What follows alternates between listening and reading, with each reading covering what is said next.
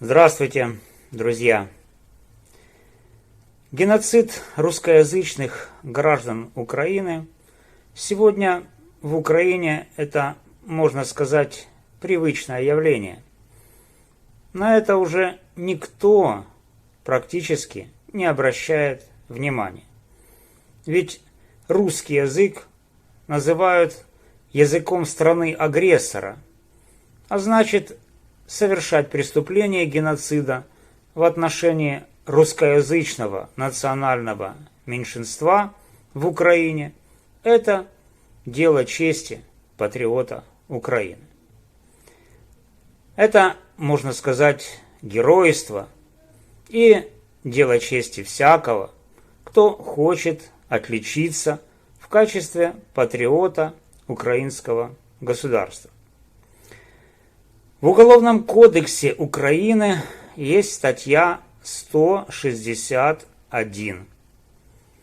Порушення рівноправності громадян залежно від їх расової, національної належності, релігійних переконань, інвалідності та за іншими ознаками.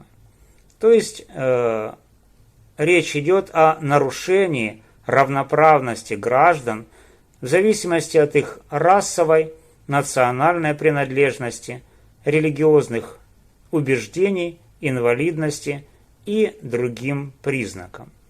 Эта статья гласит в оригинале: умисні дії, спрямовані на розпалювання національної, расової чи релігійної ворожнечі та ненависті, на приниження національної честі та гідності або образа почуттів громадян у зв'язку з їхніми релігійними переконаннями, а також пряме чи непряме обмеження прав або встановлення прямих чи непрямих привілеїв громадян за ознаками раси, кольору шкіри, політичних, релігійних та інших переконань, статі, інвалідності, етнічного та соціального походження, майнового стану, місця проживання, за мовними або іншими ознаками, караються штрафом від 200 до 500 неоподаткованих мінімумів доходів громадян або обмеженням волі на строк до 5 років з позбавленням права обіймати певні посади чи займатися певною діяльністю на строк до 3 років або без такого. Говорится о умышленных действиях, направленных на разжигание национальной, расовой, религиозной вражды и ненависти, на унижение национальной чести и достоинства, оскорбление чувств граждан в связи с их религиозными убеждениями, а также прямое и непрямое ограничение прав или установление прямых или непрямых привилегий граждан по признакам расы, цвета кожи, политических, религиозных и других убеждений, пола, инвалидности, этничного и социального происхождения, имущественного состояния, места проживания, по языковым или другим признакам. Вот. И назначена санкция. Штраф от 200 до 500 неоподаткованных минимумов доходов граждан или ограничением свободы на срок до 5 лет с лишением права занимать определенные должности или заниматься определенной деятельностью на срок от 3 лет или без такого ограничения. Обратим особое внимание на то, что эта статья устанавливает уголовную ответственность за прямое или непрямое ограничение прав или установление прямых или непрямых привилегий по языковому признаку. А теперь взглянем на закон Украины об обеспечении функционирования украинского языка как государственного, а конкретно на статью 21 этого закона, которая называется «Государственный язык в сфере образования. Державна мова в сфере освіти». Эта статья устанавливает госгарантии на образование на государственном языке на всех уровнях. Для нацменьшинств же образование эта статья гарантирует на родном языке только на уровнях дошкольного и начального образования. А для коренных народов эта же статья устанавливает гарантии на уровнях дошкольного, начального и общего среднего образования.